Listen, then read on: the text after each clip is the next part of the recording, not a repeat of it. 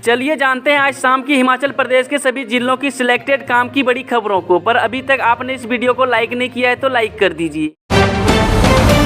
पर्यटन कारोबार से राज्यों के विकास पर धर्मशाला में होगा मंथन। जी 18 से 20 सितंबर तक धर्मशाला में होने वाली कार्यशाला के लिए करीब 21 राज्यों के पर्यटन मंत्री आज शनिवार को धर्मशाला पहुंच जाएंगे। इनमें केंद्रीय खेल मंत्री अनुराग ठाकुर व केंद्रीय पर्यटन मंत्री श्री कृष्ण रेड्डी समेत 4 अन्य सेंट्रल मिनिस्टर और पर्यटन राज्य मंत्री श्रीपद येसो नाइक व अजय भट्ट सहित 10 केंद्रीय राज्य मंत्री भी आएंगी।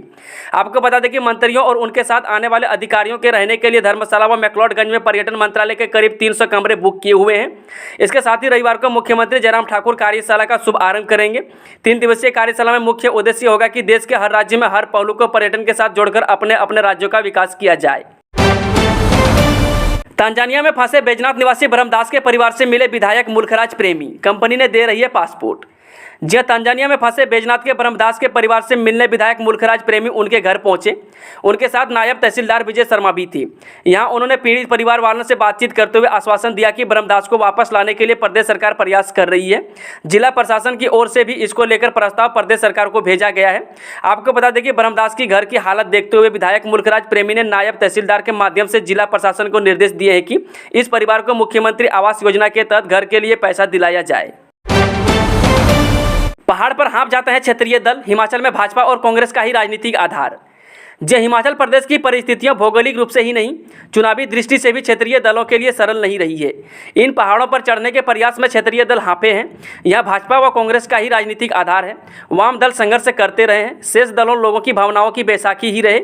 हालांकि पहली बार हिमाचल में चुनाव मैदान में उतरे आम आदमी पार्टी का दावा है कि वह सरकार बनाएगी। पिछले विधानसभा चुनाव में भाजपा व कांग्रेस ही मुखिया धारा के राजनीतिक दल थे। इनके अलावा मापका 1 सीट पर जीती, लेकिन शेष 14 सीटों पर उसके प्रत्याशियों की जमानत जब्त हुई। क्या हाईकमान तक पहुंचेगा रामलाल ठाकुर के आंसुओं का ताप? पार्टी में यह है 45 वर्ष का सफरनामा। जो हिमाचल प्रदेश कांग्रेस में 4 नेता मुख्यमंत्री पद के दावेदार हैं। सब अलग अलग बोली बोल रहे हैं। ये स्थितियां ठीक नहीं, मैं इस पद पर नहीं रह सकता। 1-2 दिन में सोनिया गांधी और राजीव शुक्ला को प्रदेश उपाध्यक्ष पद से त्यागपत्र भेज दूंगा। ये शब्द नैना देवी के विधायक और कांग्रेस के वरिष्ठ नेता रामलाल ठाकुर ने शुक्रवार को बिलासपुर में कहे। उन्होंने आंसू पोंछते हुए कहा कि वो चुनाव प्रबंधन कमेटी के अध्यक्ष पद पर राष्ट्रीय कांग्रेस कमेटी के सदस्य होने के नाते काम करते रहेंगे, जिसके लिए वह कांग्रेस की राष्ट्रीय अध्यक्ष सोनिया गांधी के आभारी है। चिंतपूर्णी माता मंदिर में पर्ची के बिना नहीं होंगे दर्शन, 2 जगह पंजीकरण काउंटर स्थापित। जय छिन्नमस्तिका धाम माता चिंतपूर्णी मंदिर में इस वर्ष 26 सितंबर से 4 अक्टूबर तक आशु नवरात्र मेला आयोजित किया जाएगा। माता के दर्शन के लिए श्रद्धालुओं को दर्शन पर्ची लेनी होगी। दर्शन पर्ची के लिए शंभू बैरियर और चिंतपूर्णी सदन में रजिस्ट्रेशन काउंटर स्थापित किए जाएंगे। आवश्यकता पड़ने पर काउंटरों की संख्या बढ़ाई जा सकती है।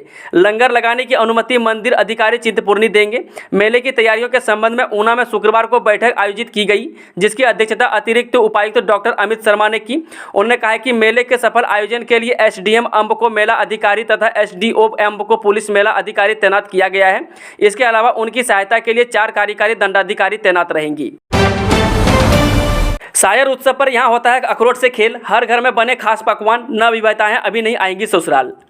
जब बरसात का मौसम संपन्न होने पर शायर उत्सव मनाया जाता है। इसके साथ ही यह त्यौहार खरीफ की तैयार हो रही फसल का भी स्वागत करता है। शायर उत्सव जिला कांगड़ा में बहुत धूमधाम से मनाया जाता है।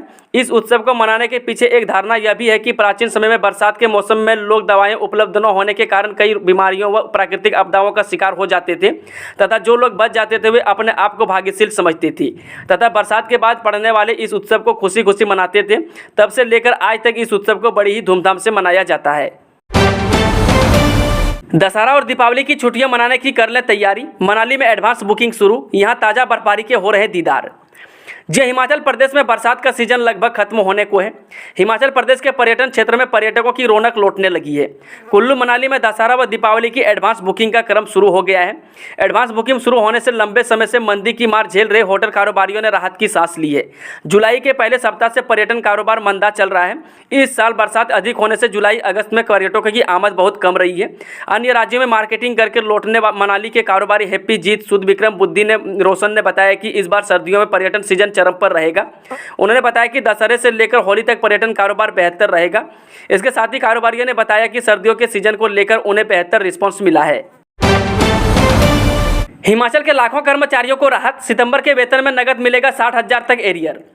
जय हिमाचल प्रदेश के लाखों कर्मचारियों को संशोधित वेतनमान के एरियर सितंबर के वेतन में नकद मिलेगा।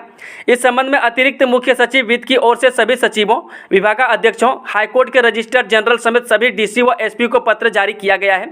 सरकार की ओर से जारी अधिसूचना के अनुसार संशोधित वेतनमान के एरियर का भुगतान जरूरी समायोजन के बाद सरकार कर्मचारियों को नकद किया जाएगा। इसके साथ ही एरियर का भुगतान ग्रुप ए, बी, सी व डी श्रेणियों को किया जाएगा। इन श्रेणियों के कर्मचारियों को 50,000, 60,000 रुपये तक का एरियर नकद दिया जाएगा।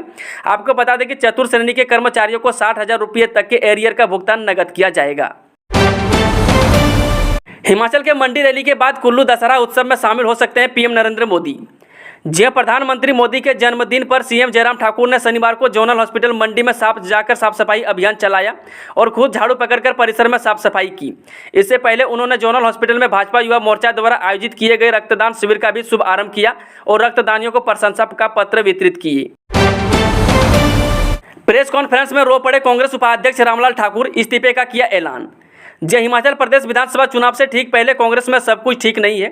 लगातार गुटबाजी के चलते कांग्रेस की दिक्कतें बढ़ रही है।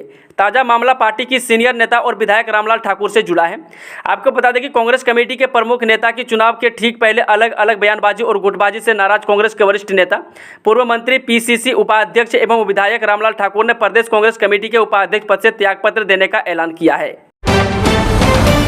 पीले वस्त्र धारण कर रुद्राक्ष की माला का जाप करें कौल सिंह ठाकुर। जय हिमाचल सरकार में सबसे कदावर मंत्री के रूप में अपनी पहचान बनाने वाले जल शक्ति, बागवानी, राजस्व व सैनिक कल्याण मंत्री महेंद्र सिंह ठाकुर का कहना है कि कांग्रेस पार्टी और पूर्व मंत्री कौल सिंह ठाकुर की हालत उस मछली की तरह हो गई है जिसे पानी से निकालकर गर्म रेत पर फेंक दिया है और वह बुरी तरह से छटपटा रही है। यह बात उन्होंने मंडी में न्यूज 18 को दिए एक्सक्लूसिव इंटरव्यू में कही। शिमला के रामपुर में केंद्रीय मंत्री स्मृति ईरानी, कांग्रेस ने काले झंडे दिखाकर जताया विरोध। जय केंद्रीय महिला एवं बाल विकास मंत्री स्मृति ईरानी शनिवार सुबह पूर्व सीएम वीरभद्र सिंह के गढ़ रामपुर पहुंची, लेकिन यहां पहुंचने पर उन्हें कांग्रेस के विरोध का सामना करना पड़ा। केंद्रीय मंत्री सुबह हेलीकॉप्टर से रामपुर के सिंगला पहुंची। यहां पर भाजपा कार्यकर्ताओं ने उनका जोरदार स्वागत किया। इसके साथ ही स्मृति ईरानी इसके बाद सीधा रामपुर के नजदीक महालक्ष्मी महिषासुर मर्दिनी मंदिर में पूजा अर्चना करने के बाद विश्रामगिरी रामपुर गई, लेकिन इस दौरान कांग्रेस कार्यकर्ताओं ने गो बैक के नारे लगाए और काले झंडे दिखाकर अपना विरोध दर्ज किया। हाईकोर्ट को गुमराह करने पर लगाया 30,000 का जुर्माना। जय हिमाचल प्रदेश हाईकोर्ट ने डीओ नोट पर तबादला करवाने वाले अधीक्षक पर 30,000 रुपये का जुर्माना लगाया गया है। अदालत ने आदेश दिए हैं कि इस राशि में से 15,000 रुपये प्रतिवादी को देने होंगे और शेष 15,000 रुपये हाईकोर्ट एडवोकेट वेलफेयर फंड में जमा करवाने होंगे। एसपीयू में पीएचडी को पढ़ाई के लिए नहीं होगी प्रवेश परीक्षा। जी सरदार पटेल विश्वविद्यालय में पीएचडी की पढ़ाई के लिए प्रवेश परीक्षा नहीं होगी। पीजी में प्राप्त अंकों और निजी साक्षात्कार के आधार पर ही मेरिट बनाई जाएगी। विश्वविद्यालय ने प्रक्रिया शुरू कर दी है। पहले चरण में 29 सीटों को भरने की तैयारी की जा रही है। इसके लिए अभ्यर्थियों से 30 सितंबर तक आवेदन भी मांगे गए हैं। इन सीटों पर चयन की प्रक्रिया के लिए कोई प्रवेश परीक्षा नहीं होगी। चलिए वही चलते हैं आज शाम की आखिरी खबर। नोटों की कतरनों का राज जानने के आरबीआई के चंडीगढ़ कार्यालय गई सोलन पुलिस। जिला मुख्यालय सोलन और सब्जी मंडी में अनार की पेटियों में नोटों की कतरनें मिलने के मामले में जांच के लिए पुलिस टीम आरबीआई के चंडीगढ़ कार्यालय गई है। हालांकि अभी तक की जांच में सामने आया है कि पटियाला के पैकिंग मटेरियल कारोबारी ने आरबीआई से नोटों की कतरनें की खरीदने के टेंडर और लाने के दस्तावेज पेश किए हैं। अब पुलिस इन दस्तावेजों के आधार पर इसकी पुष्टि करने के लिए चंडीगढ़ आरबीआई कार्यालय गई है। इसके बाद मामलों का खुलासा हो जाएगा कि कतरनें असली नोटों की है या नकली की। दोस्तों आज शाम की खबरों का सिलसिला ये खत्म होता है। अगर आपको वीडियो थोड़ा भी पसंद हुआ तो वीडियो को लाइक, शेयर, चैनल को सब्सक्राइब जरूर करें।